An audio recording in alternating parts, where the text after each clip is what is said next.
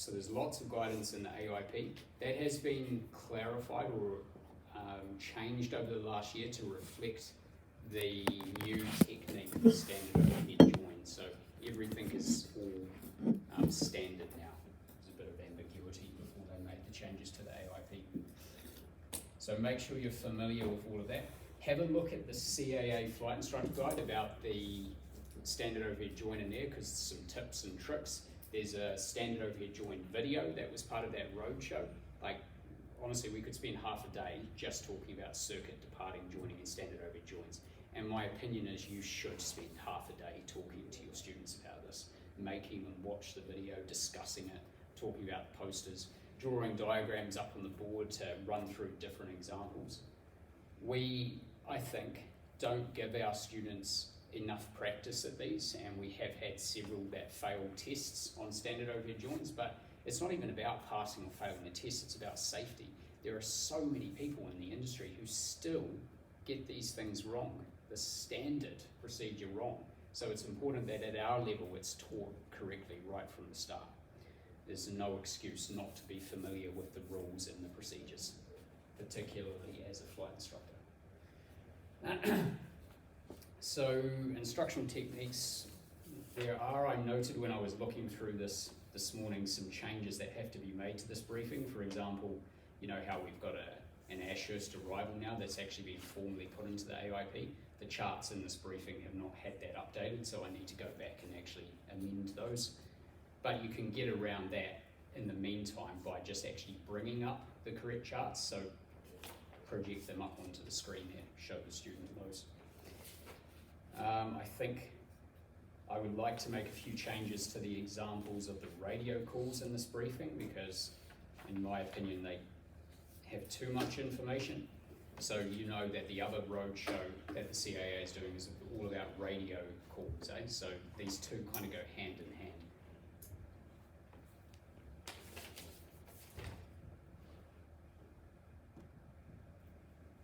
That's all of the changes that I can think of.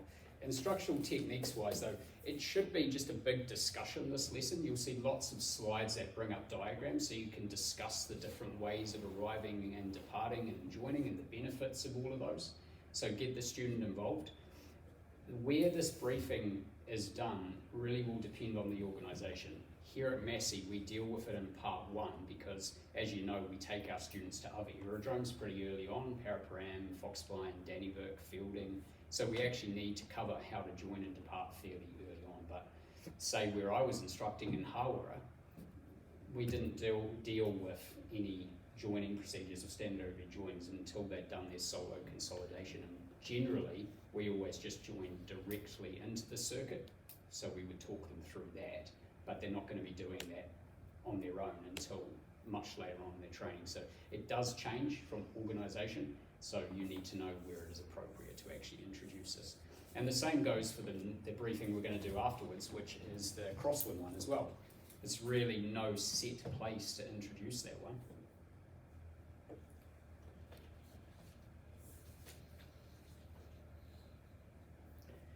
All right, so that's kind of the background instructional technique stuff, homework for you. So now I'll present it. Today we're looking at circuit joining, departing, and what is known as a standard overhead join. And so far in your training I've been taking care of this and just telling you what to do, but now we're really going to spend some time formalising the requirements and discussing how we actually can join and depart. It's really up to us to decide which type of join procedure is appropriate, and that is going to depend on many different factors, some of which we'll discuss today. This briefing will take us about 45 minutes to go through, I would say. So from today, it'll be more your responsibility to decide how to join at the different aerodromes that we're going to use. As we do progress through your training, we will use more and more varied aerodromes. Already we've taken you to Foxblind, we might have taken you to Fielding, but very soon we'll be going a little bit further afield, and it's important we understand all the different ways that we can join at the different aerodromes. Here's our objective. Have a read of this.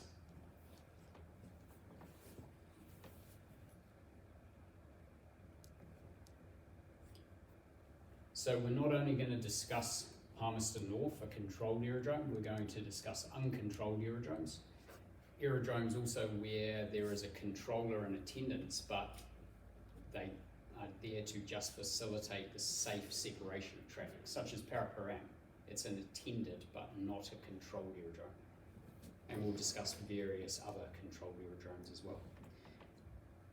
Applicable procedures. By this we mean the procedures outlined in Rule Part 91 in the AIP, but also specifically in the aerodrome charts. Some aerodromes have specific procedures promulgated. And you've seen these before. Every time we've departed or arrived, we've got a Huanui departure or arrival, or Longburn, or University or Manfield, so you have been introduced to these already. And secondly, we're going to discuss the standard overhead joining procedure, an alternative means of joining. So why do we do this? We've had a bit of a chat about some of the considerations when we did the circuit lesson. So in circuits, we discussed that some of the benefits is that it's a standard pattern. It makes the position of aircraft predictable and helps with being able to sight other aircraft and then being able to sight us. So it's all about visibility and being predictable. A standard set of procedures. It's a way of managing the threats of the busy airspace and lots of traffic around an aerodrome. If everyone is following a standard procedure, it will be much easier to stay clear of them. So situational awareness is huge in this exercise, and it's not just about where other aircraft is, where other aircraft are. We'll discuss this in detail in this briefing. What we want to avoid when we are departing or joining from a circuit is the surprise factor or the startle factor, which was probably pretty high in the next couple of photos. This was an accident that happened when two aircraft were joining. They collided, and I wouldn't necessarily show a student the videos on YouTube, but you guys probably have seen some of the videos where aircraft have joined and they've actually caught the mid-air collision on camera. There was one in the States earlier this year or late last year where they collided on final. In fact, the one in Masterton happened where they were both on final. So I don't generally play those kind of videos because it's not nice, but the surprise factor, the startle factor is what these couple of photos are about. We need to be predictable. And look at that. How does that happen? We certainly weren't being predictable in that situation.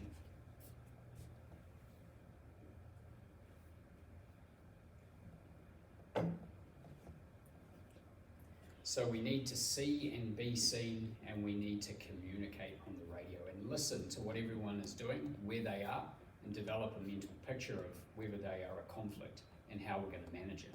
Nothing new there. These are all things that we've discussed in previous mass briefs. So here's a bit of an overview of what we'll discuss today. We'll discuss departing from controlled and uncontrolled aerodromes, not just Palmerston North. And we'll discuss the standard overhead join procedure, and then some discussion on the relevant human factors, airmanship and aircraft management. So to begin with, let's have a chat about departing an aerodrome. One of the ways in which we've done that here at Palmerston North is via a circuit leg. So for example, runway 07 is in use today. If we wanted to go to the southern trading area, what's one of the departure procedures we could do? You know, get them involved. They will know this stuff by now because you will have introduced them to it out of necessity. So they'll hopefully say, oh yeah, university departure, which is departing from a crosswind leg. What about if we were going north? So we could depart via the crosswind leg out to Huanui. What if we wanted to go to the transit lane? Well, we could depart via the downwind leg. And there are other options as well.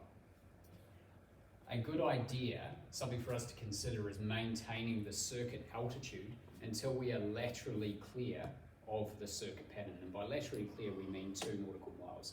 This isn't a legal requirement, it's just a consideration because it is acceptable to continue climbing higher than circuit altitude when you are within the circuit pattern. But you have to be very cautious that you're not going to create conflict with anyone who might be flying overhead the aerodrome or joining overhead, as we'll discuss later on. All all turns should be made in the circuit direction. The only exception, two exceptions to that, is A, if you're at a controlled aerodrome, where the controller either gives you permission to make a non-standard turn, or it is promulgated as part of the departure procedures. So for example, when we take off from 07 and we go south, that's a right-hand turn we make. It is not a right-hand circuit, so it is a non-standard turn, but promulgated in the procedures. If air traffic control was off watch here, as sometimes they have been, we have to comply with the guidance in the AIP that we must not make non-standard turns until we are either at least 1,500 feet AGL above the aerodrome level, or laterally clear of the circuit, i.e. 2 miles away minimum. So when we go to fielding or when we go to Foxbine, we've really got to think about that, and so we may have to track out straight ahead on the extended centre line before we turn in the direction that we actually really want to depart in. Imagine taking off from 27 at Foxbine. It's a right-hand circuit. What if we wanted to go to Paraparaumu? We want to turn left. We have to think about these rules. And it's really important that we broadcast our intentions. We don't want to create a conflict with anyone else. So we have to think about which circuit leg is appropriate for us to depart on. Where is everyone else? Will we create a conflict with anyone? So situational awareness. We must be aware of where other people are and what they are doing and build that mental picture. So here's an example of what we've been discussing. This is the Palmerston North 07 circuit. So let's discuss the various options. What about if we wanted to depart to Dannevirke, out to the gorge? One option might be to depart straight ahead. This slide, you can actually just ask a lot of questions, because you might have even been out that way with them already, and you've no doubt been to the northern training area, you might have been to the transit lane, so ask them, what do you think is the most efficient way that we'd want to depart? So if we're wanting to go to Dannevirke, then more or less straight out would be ideal.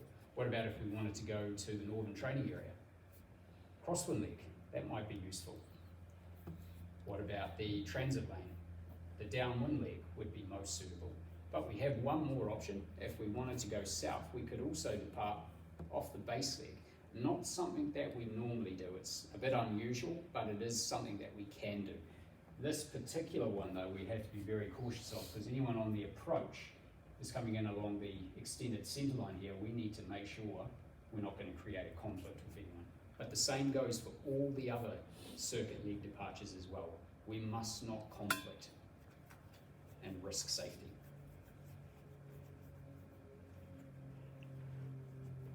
So this is just discussion. This.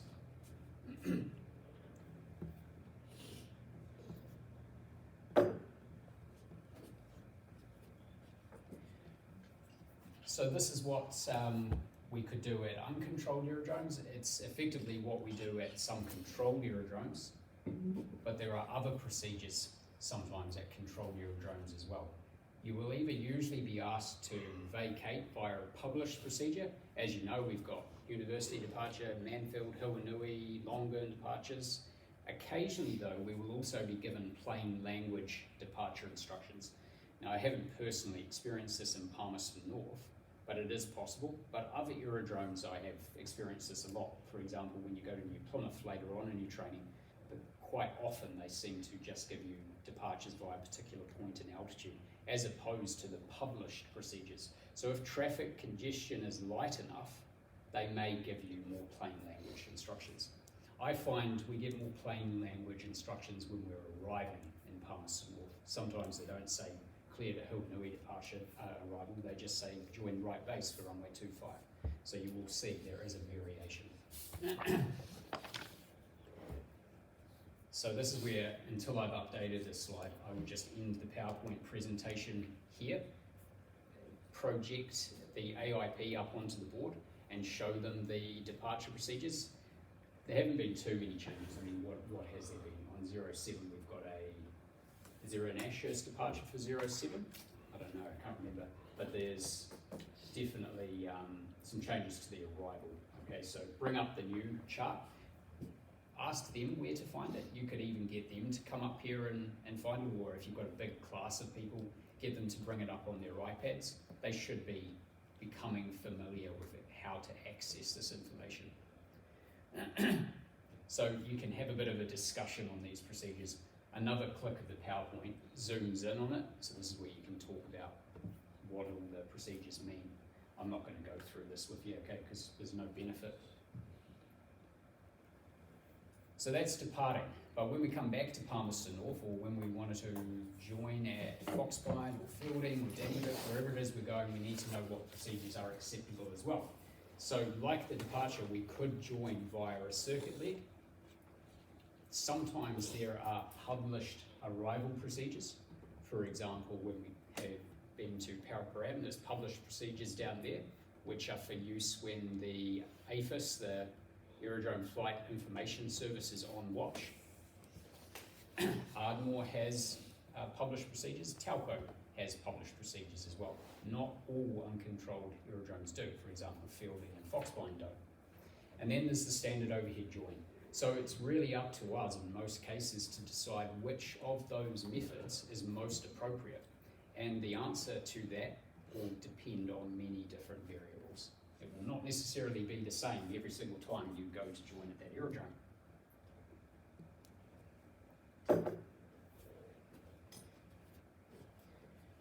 So one way we can join is directly into the circuit. There's benefits to this. It can save a lot of time. You'll find a little bit later on in this briefing when we get to the standard overhead join. It is a slightly more time-consuming method. It does have its own benefits, but if you know which runway is in use, you know the position of other aircraft, and you are confident, you're familiar with the aerodrome, and you're confident of being able to separate yourself from other aircraft, then you could join a circuit leg, but you do have to know this information first. You do not want to create a conflict with any aircraft already in the circuit, because they have right of way over anyone that is joining.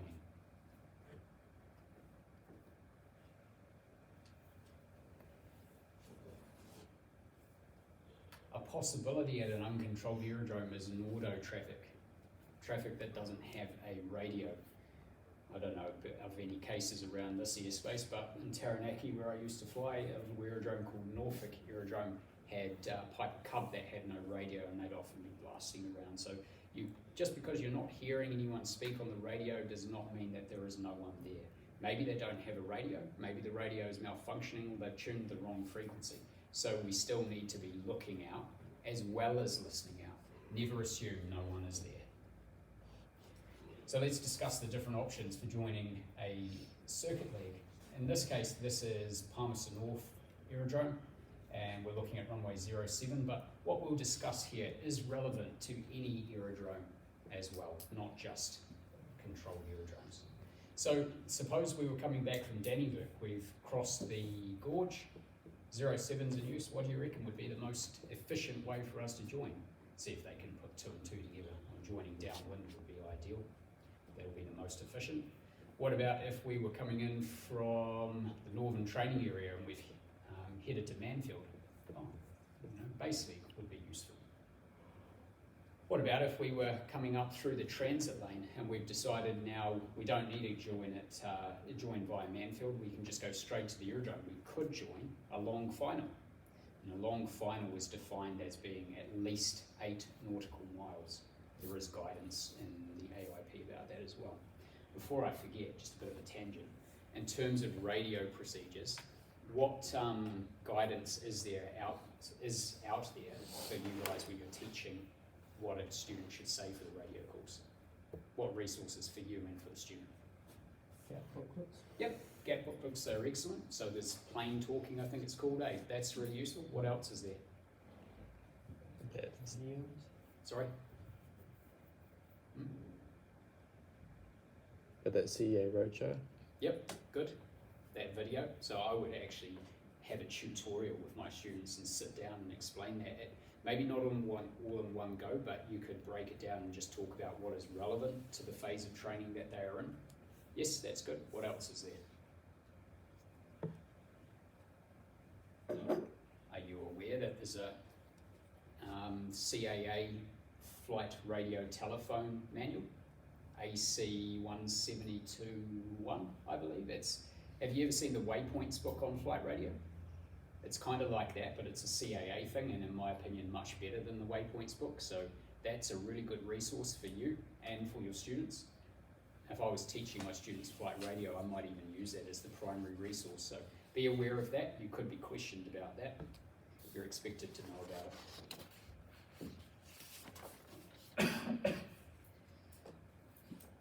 Now, another option for joining could be joining the crosswind leg, as illustrated here as well. Maybe we're coming back from the south and we could join this crosswind leg here. But as we discussed for departing, you must choose a circuit leg to join that is not going to create conflict with any other traffic, either arriving or departing.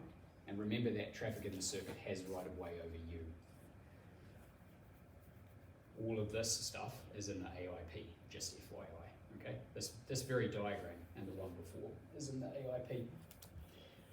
So these are the procedures, or what we might elect to do at an uncontrolled aerodrome. But let's talk about controlled aerodromes. So you've flown a lot here in Palmy. You're aware that we have published procedures, which we've briefly discussed.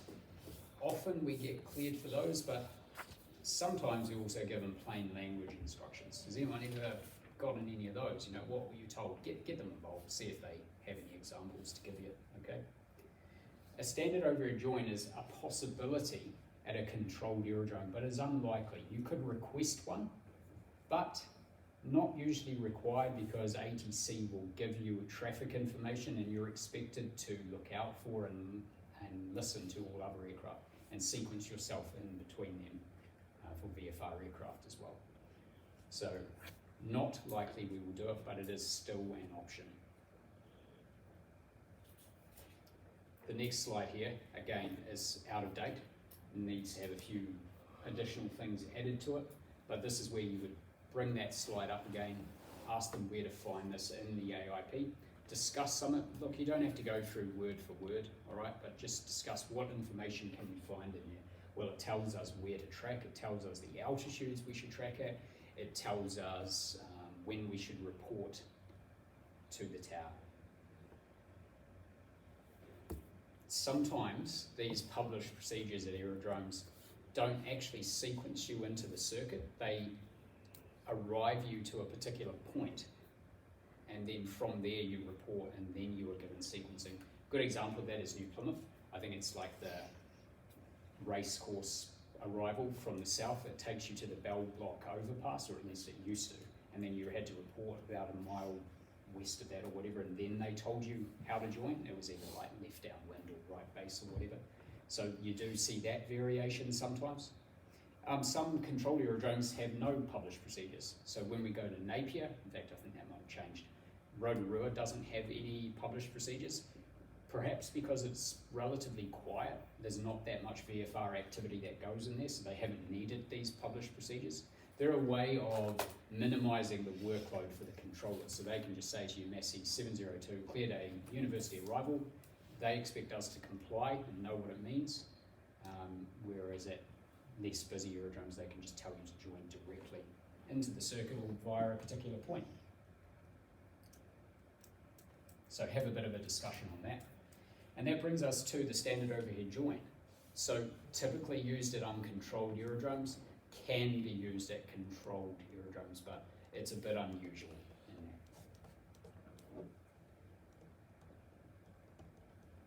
that. I'm not going too fast for you, am I? You're able to write all this stuff? Good. So the standard overhead join procedure is a procedure which allows an aircraft to overfly an aerodrome, typically at 1,500 feet AGL, usually about 500 feet above the circuit level, to observe which runway is in use, so to look at the windsocks, and then to descend in an appropriate place where no conflict is made with other traffic already in the circuit before joining downwind. So do expand when you deliver this briefing. Do expand on this 1,500 feet, because it's not always. Give some examples. You know, if we go to fielding, the standard overhead join height is actually only about 1,300 feet AGL, otherwise we'd be in Ohakia's airspace. Palmy, the circuit is only 950 feet AGL. Again, we couldn't actually join at the 1,500 feet AGL. Foxpine, fine, we actually do join at 1,500 feet AGL there. We can find that information in the AIP. So there's a range of benefits. Some of these we've already discussed. You could actually ask your student this: what information do you think you might need? You could ask them that question. Have I skipped a slide, have I? Sorry, I skipped a slide. So what's the purpose of it? Why might we do a standard overhead join? To determine the runway in use, so it gives us time to actually observe the windsocks, to become familiar with the layout of the aerodrome if it's not an aerodrome we're used to flying to. It also gives us a chance to observe any obstacles that might be on the approach or go around areas, and even where we might land if there was an engine failure at any point of the approach. It allows us the opportunity to observe the taxiways and the buildings where the fuel, the fuel bowsers are, so we know where to go when we're on the ground. Maybe there are ground signals on this aerodrome. We'll learn about those when you talk about law. And it's also a way of looking out for other traffic to make sure we can actually see everyone before we slot ourselves in between that traffic. Because remember, as an arriving aircraft, we have to give way to traffic already established in the circuit. So there's lots of benefits. So it's up to us to decide if the standard overhead join is the most suitable means of joining, or if we can join directly into the circuit. Even if we have all of that information, it's not wrong to still do a standard overhead join. Remember, there could be Mordo traffic. Most of the information that we require can be found in the AIP. So, sorry, this is a slide where you could ask your students, hey, what kind of information do you think you would want to know if we wanted to go and land at Foxpine or Fielding or Daniel or whatever? Get a list written up on the board if you want, otherwise just go click, click, click. But what are we going to need? We're going to need the frequency for the aerodrome. Now, as you know, around the Manawatu here, we have the two common frequency zones. We've got the Manawatu common frequency zone, we've got the Rangitikei common frequency zone. And inside both of those, there are several aerodromes that all use the same frequency. Sometimes, though, an aerodrome will have its own discrete frequency, particularly if it's not inside an MBZ, like Wanganui, or a CFZ. So we must always check, never assume what the frequency is. The AIP will also show you the available runways and the information around the runways, the circuit directions as well, and what taxiways there are, as well as where all the facilities are in the Aero Club buildings. It shows you the location of the windsocks. As you learned in the circuit briefing, standard circuit height is usually 1,000 feet AGL.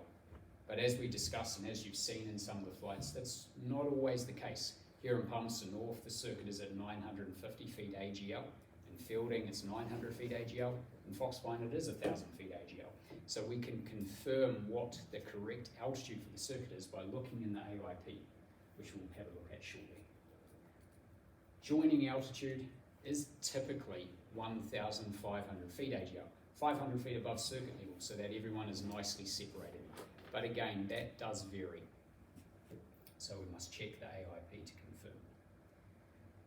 The AIP is also useful in telling us whether or not a standard overhead join is a recommended or permitted procedure at the particular aerodrome we're going to. So for example, if we were to have a look at Fielding aerodrome charts, it says in there that the procedure is not recommended. It doesn't say you're not allowed to, so we can still do it, but it's just not recommended. Don't bother asking your students why that it's not recommended, but do you guys know, or do you have any ideas why it's not recommended? Would that be airspace? Most probably because the joining altitude is 1,500 feet, which is the lower limit of Ohakia space, and then also the control zone is only a couple of miles away. So if you go too far to the south on the non-traffic side, you're going to fly into Palmy's controlled airspace as well. So it's probably as a result of that, but that never used to be in the AIP. It was inserted into there after the mid-air collision in 2010 that killed the CFI. So back then though, the circuit altitude was 1,200 feet. So circuit level aircraft were a little bit higher, and then you only had about 300 feet gap between anyone joining overhead and anyone in the circuit. So if they were a little bit low and these ones were a little bit high, extreme risk of a collision. So it probably got amended as a result of that as well. You don't need to tell your students that, but talk about the airspace thing, that's relevant. And as we've seen in previous briefings, the circuit direction can be obtained from the AIP as well. Hey, look, an alternative way of doing this slide is don't go through it point by point. You could actually just bring up the very next slide, which is this one, and ask the student, hey, what information on this slide, on this chart here, do you think you'd want to know, or could be useful to you if we were going to land in Wanganui? Because you're going to talk about all the same things, and then I think it points them out or it highlights them or something. So up to you how you handle it. I'm going to skip through this because it gets a bit repetitive, but elevation, so that would be used for determining what your circuit altitude and your joining altitude would be. The frequency of the aerodrome. This must be an old chart because I don't think they have an AWIB anymore. They've got a Unicom, don't they? How do you determine the direction of the circuit? See if they remember from the circuit and circuit considerations briefings. Make sure they, have a very clear understanding of that. The position of the windsocks, quite a big aerodrome with multiple runways, Wanganui is. In fact, I think they've even, is that still there? They used to have another runway even there. They got rid of that one. So important to know where all the windsocks are so that we can determine which runway is actually in use. So here's an actual photo of Wanganui Aerodrome from above, back in the day where we actually used to be able to fly there. So you can see from 1,500 feet AGL here, this is the altitude we're at, the joining altitude. We've got a good view of the aerodrome itself. We can see the windsocks, they're pointed out in orange there, so we can determine which runway is in use. We can see the layout of the runways. We can see the taxiways, have a look at them over here. As we get lower down, or when we're on the ground, we're not going to be able to see those. So it's actually useful for situational awareness to think about these things up here. We can see the main apron. We might even be able to pick out where the fuel bowsers are, or where the Aero Club is, where we might want to park. All of that can be done at your joining altitude when you are overhead. This blue box up here, we can have a scan for where we might land in the event that we have an engine failure after takeoff. Become familiar with what the terrain is out there. It's pretty bumpy out there, lots of sand dunes, so maybe it would be better to land on the beach along the coast there. Become familiar with this.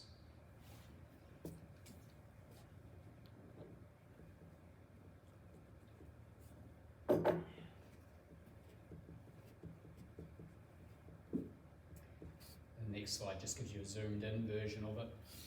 So if that's where we want to go, that's the Aero Club building. We've now got a clear idea of where we need to go, what taxiways to use. Is that a fuel bowser? I'm not entirely sure, but if we needed fuel, maybe that's where we've got to go. So it reduces workload when you're on the ground, where you're not actually going to be able to see these things as well. From my personal experience, like I once flew in, or a couple of times I flew into Auckland International Airport. Absolutely fine, like going in there and out of there, no trouble. In fact, less stressful than Palmy, less stressful sometimes than fielding, honestly. But what was stressful and difficult was navigating the taxiways all over the place, crisscrossing around and changing frequencies. And I got my frequencies mixed up. I think I started to taxi on the wrong taxiway and stopped and quickly turned around. But that's actually where it gets stressful, is the stuff on the ground, because you can't see it all, you're at the same level of it, and so you've got to use your ground movements. Hopefully do your homework as well, read up on all of these things before you even go there, so you can start building a mental picture. So if you've got yourself any stories about times you've been to different aerodromes and how stressful it was actually trying to figure out where you go, then tell them, okay, really emphasize that. Homework and looking at all this stuff from above is really useful. For the standard overhead join, there are 4 main steps that we want to follow. Now, again, a tangent here. Up to you whether you run through these points here, or you could just go to one of the standard overhead join animations that is coming up in a few slides' time and talk about them there. It's up to you, okay? I will go through what is on the slide here though. I tend to give a little bit more detail here and then simplify the posters. It's up to you. You could just go through what is on the slides here and then give more detail later, all right? This is just one way of doing it. So let's say we've just departed the Palmerston control zone on a university departure and we want to go and join at Foxpine Aerodrome. We've just changed frequencies and we've changed to Manawatu traffic. Usually the first thing we do is make a radio call when we're about 5 to 10 miles away from the aerodrome of intended joining to let them know what our intentions are. As we track towards the aerodrome, we're going to start building a mental picture of what we're going to do. We're going to start collecting information. So we're needing to think about the wind. Is there any wind indicators available to us that would help us to determine which runway is in use before we even get to the aerodrome? We need to be listening. Maybe there's aircraft already in the circuit. If they're in the circuit, then we can be pretty comfortable that they're using the active runway, the most interwind runway. Occasionally though, for an aerodrome that has multiple runways, the aircraft may not be using the most interwind runway, as we'll talk about in the next brief. Maybe they're practicing crosswind circuits. Whatever runway is in use is the active runway. That might not be the one you want to use. So we need to know that information. And we can start reading up on the aerodrome chart, grab that out and become familiar with the layout of the aerodrome, where the windsocks are, the circuit altitude, the joining altitude, circuit directions. Do our homework, and hopefully we've actually started that process on the ground, so it's relatively simple by the time we actually get out into the training area. As we approach the aerodrome, we want to keep it entirely down on the left-hand side of the aeroplane, so that you can see the runway, you can see the traffic pattern, and you can see the windsocks. After all, we might need to be determining which runway is in use. So don't fly over the middle of it, don't cut off any of the windsocks, you need to be able to see it all. And we will be at our joining altitude, whichever altitude it specifies, either in the AIP or what we calculate as the joining altitude. Step number 2, when we've arrived overhead, we will enter a left-hand orbit. This will allow you the time to actually evaluate what the windsocks are telling you, become familiar with the aerodrome, look for ground signals, and look for other aircraft, and think about how to sequence yourself in with other traffic. Once we have determined which runway is in use, we will position the aeroplane to the non-traffic side of the circuit. Now, what I want you to teach your students here is when they're determining which side is traffic and which side is non-traffic, think of it in terms of north, south, east, west. Okay, so the non-traffic side at Foxpine is always to the south. Do not teach them and always correct them if they say this, left and right, because left and right is relative to the position that the aeroplane is at that moment. In my opinion, in my experience, when a student says left and right, they will get disorientated, they will join for the wrong runway, or they'll descend on the traffic side. Critical. Ross said when he was at fielding the other day, someone descended on the traffic side from another organisation who shall remain nameless. But you can probably guess.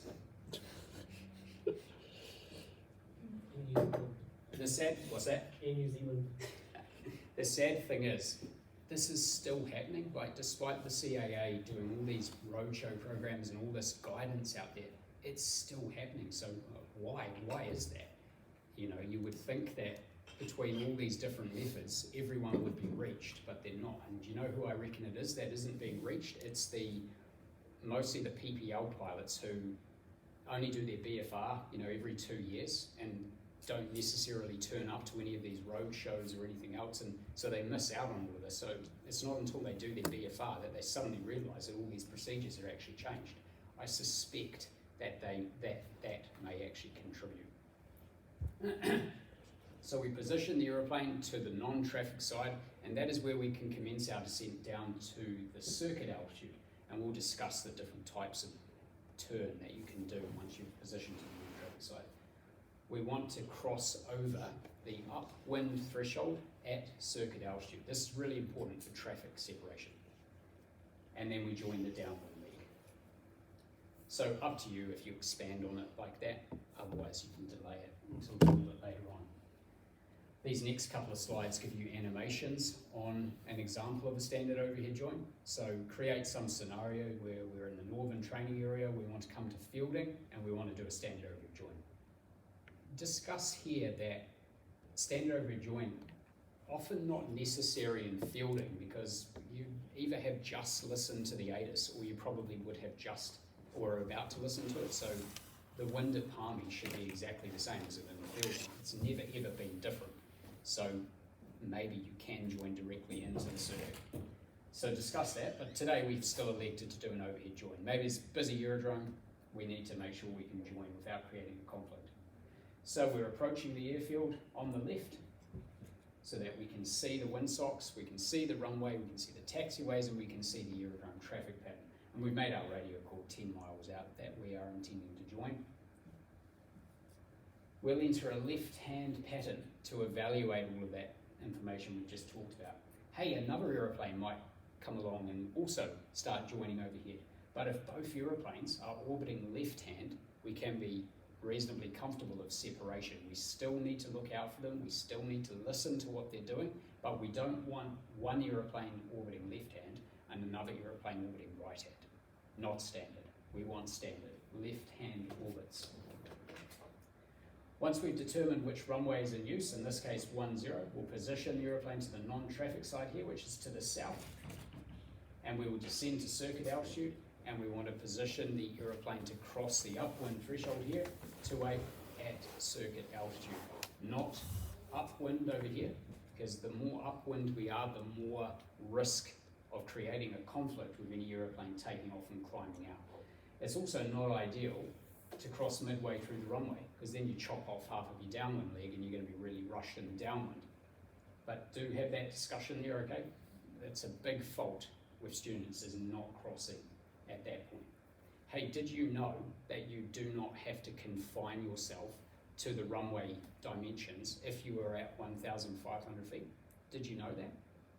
So many students we see think that even at your join altitude, you must stay within that. You're not allowed to go outside of those dimensions. Rubbish. At joining altitude, you can do whatever you want in terms of the spacing there, okay? Don't limit yourself to this, because imagine joining Kopitirai. It's, how long is that, like 600 or 700 meters? You're gonna have to do like a max rate turn if you confine yourself to that space. So not necessary. This is the threshold that is relevant, and you must cross that one at your circuit altitude right there, at least no further upwind. So that other aircraft following behind us, we're number one, they're number two, so they have to give way to us. So now they're going to follow us around. We've joined downwind. Very thorough lookout at all times of the standard overhead join, but particularly in this region, because maybe there's someone joining downwind, not bothering to join overhead. Don't create a conflict. Pre-landing checks, set up for the approach, and then we carry on and land. The next one, you can talk through all the same things, but it's a right-hand joining procedure. So I'm not going to go through it word for you, okay? But initially it's the same left-hand orbit. Another aeroplane. Whoops, what's going on there? I think I broke it. Let's start that slide again. I think there is a note saying don't click until each animation is actually finished, otherwise it breaks. Let's try that again. End up like that one in Australia. Alright, so made our radio call, approaching left hand, gathering information. into left-hand pattern, maybe another aircraft's coming along, both aircraft should approach from the aerodrome on the left and into left-hand orbits. This time we'll let it finish. So 2/8 in use, the windsock, we've determined that. So you can orbit overhead as many times as you want. You do have to think about anyone else who might be coming in to join those, so we don't want to hold them up. If it's taking us ages to determine which runway's in use, another option would be to depart the overhead and fly to a point at least 2 miles away from the aerodrome, then make a left-hand turn to come back to the overhead. Perhaps in that time, the other aircraft has had the opportunity to join.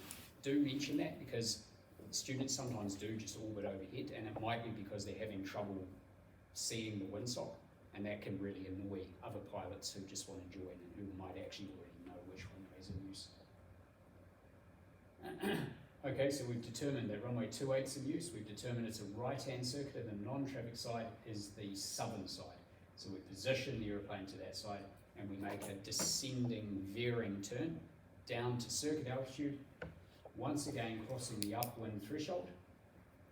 Good lookout, and then join downwind, pre-landing checks and carry on with our approach.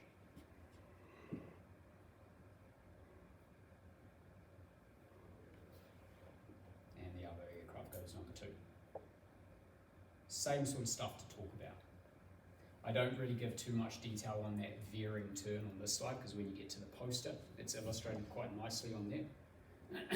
Speaking of, this is a resource you'd probably want to print and have in your own notes. I would say print this for your student, even if it is in black and white. It's good for them to take it away. I don't know if you still can, but you used to be able to email the CAA and actually get them to send you physical posters. You know, they've got a whole heap of different posters, but I used to keep a whole stash of them for various things when I instructed in Harvard, and I'd give my students these things in the relevant lessons. So up to you whether you do that, but it's definitely something to think about. At least show them where to find it. Where do you find this? CA website. Whereabouts though? I think it's under safety and education. Correct. Yeah. Doing our posted safety criteria. Good. So you'll find it in the same section where all the GAP booklets are as well. So run through an overview of this. Here it actually gives you a little bit of information about the radio calls and discusses it. Probably nothing else I really need to tell you on here.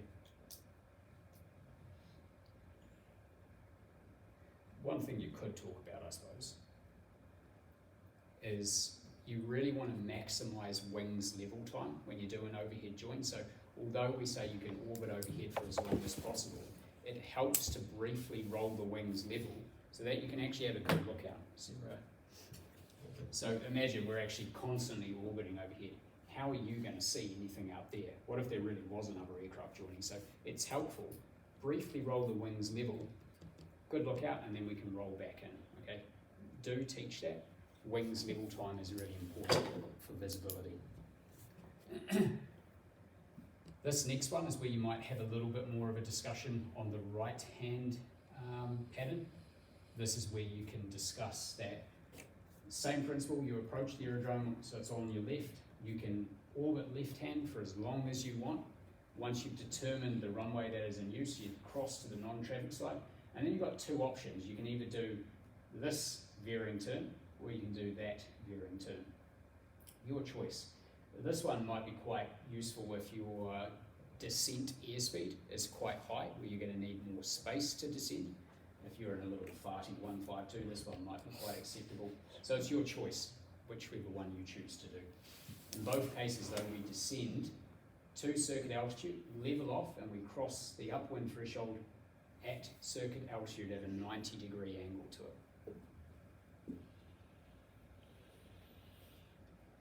I mentioned that there are a few radio calls to do, and this is where I may make a few changes here, because I think there's possibly a little bit too much information given here. Ideally, we make a call 5 to 10 or 10 miles away to let the traffic know at the aerodrome what we are doing. So here's an example. Fielding traffic, Massey 864, Diamond Star, 10 north, 1,500, tracking to join. You don't need to say 1,500 feet. That's something that's come out of the CAA radio call presentation, you do not need to say feet, because we know what it is. 1,500, tracking to join. I don't like saying just tracking to join, because what does that mean? We've just discussed that you can join downwind, base, final, or crosswind, or overhead. It's ambiguous, and it's only going to prompt another radio call from someone else saying, well, how are you joining? So say, joining overhead. And if you actually look at the guidance in AC 172.1, whatever that radio manual is, it shows in there, say, joining overhead. And I'd always use legal guidance before anything that appeared in mass briefs. And that's my opinion on that. So I may change that once I've talked to a few other instructors about it. Basically though, don't give any more information than is needed. What I despise is a bad radio call, either too much information or incorrect use of terminology. If I hear any of my students use the word currently, you're grounded. It's a terrible word. You do not need to say currently, because people say currently overhead Huanui. Well, you either are or you're not. If you're not overhead Huanui, then say you're 1 mile north. You know, it's not necessary. So we're moving away from unnecessary words, all right? And that's a big thing that's come out of the CAA Roadshow presentation as well. A tangent for you, but so many students will say, Foxbine traffic, Massey, blah blah, is overhead 1,500 feet, descending on the non-traffic side to join downwind for runway blah blah, grass runway number 1. Way too much information, okay? So do not need to say that you are descending on the non-traffic side to join downwind, because that is implicit when you say that you are overhead and joining for runway, whatever it is. So there's another example here. Once you've actually determined which runway is in use, Foxbine traffic or fielding traffic, Massey blah blah is overhead, you don't even need to say the altitude. They've omitted that from the AC 172.1. Joining runway 28 or whatever runway it is. And that tells other traffic that you are going to be descending on the non-traffic side, and then they can expect you to pass over the upwind threshold and join downwind. That is what we expect all pilots to know when we say that radio call. Standard. Standard procedure, standard calls. And we make a normal downwind call, and if necessary, further radio calls on base or final. Human factors and airmanship. This is big. Situational awareness. We've already talked a lot about that. C and BC. Listen. Make radio calls. Make extra radio calls if you think you need to. Assess if there are conflicts. Do something about it if you suspect that there is. There is a lot of preparation for a standard overhead join, but as discussed, you can really help to reduce that workload by preparing on the ground. Generally, we'll know where we're going before we take off, so you can do your preparation on the ground, and then just recap when you're in the air.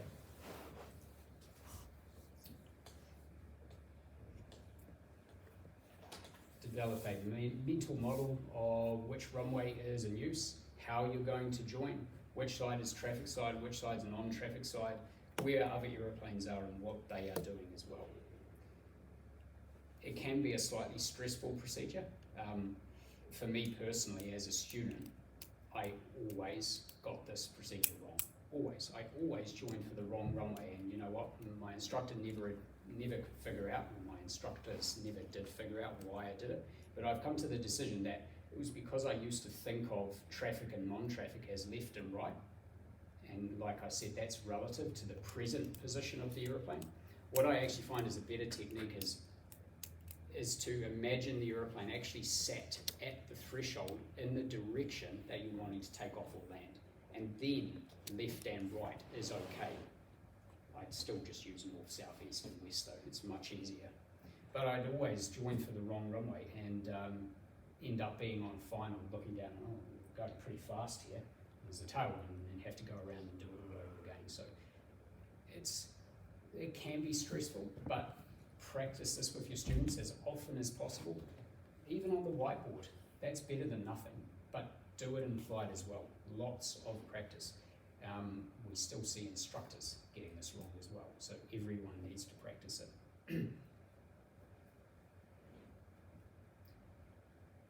Okay, only a few things to discuss in aircraft management. You could ask them why they think the landing light should be on. Sure, there's an SOP, but why is there an SOP? For visibility. So some operators say turn on all lights when you are doing an overhead join to make yourself as visible as possible. We've talked about planning ahead, so talk a little bit about those things. TC2, you know, top of descent checks. I often find when we do join at different aerodromes, the students all forget to do the top of descent checks, or they don't do the TC2 until we're on left base descending and setting up for the approach. That's not ideal, okay? That should be done well in advance. And I think the SOP guidance is actually top of descent checks, including making a call to either tower or to the aerodrome, should be done by the arrival point or at least 10 miles prior to it. So my thinking, you know, if you're joining by Ashurst, that should probably be done when you're up at Kimbolton and well before Pohongina, and certainly if you're arriving from the south, before Tokomaru and before Longburn. Because when we get to those places, it's important to just focus on flying the aeroplane. We're now entering an area where there's more traffic, there's airspace, we've got to fly the aeroplane.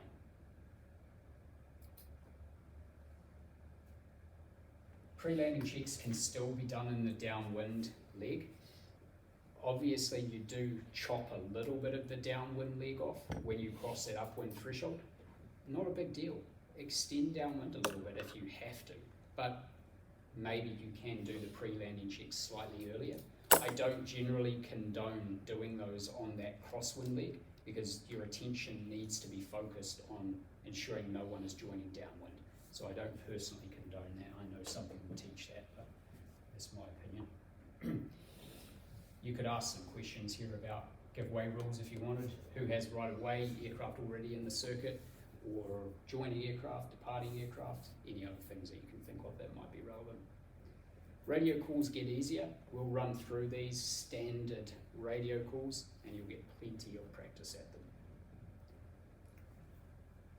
This conclusion slide is as much for your benefit as well as theirs, but both of you need to become familiar with all the guidance and rules around this stuff. So AIP, heaps of information in the aerodrome section.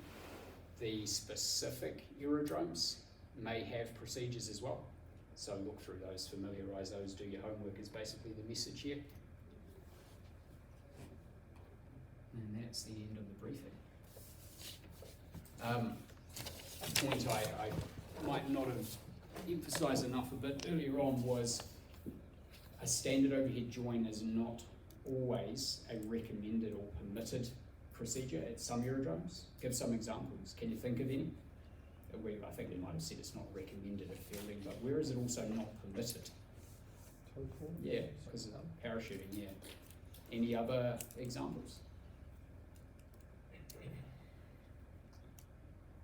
I did think of another one, now I've forgotten it. At Twizel, you weren't allowed to do it there. Oh yeah. Got skydiving again. So that makes sense, eh? Even paraparam, like it says if AFIS is on watch, I don't remember the specific wording, so don't quote me on this until you check, but I think it says standard overhead join not recommended or should not be flown when AFIS is on watch, but when they're not on watch, totally acceptable, okay? So give some examples like that as well.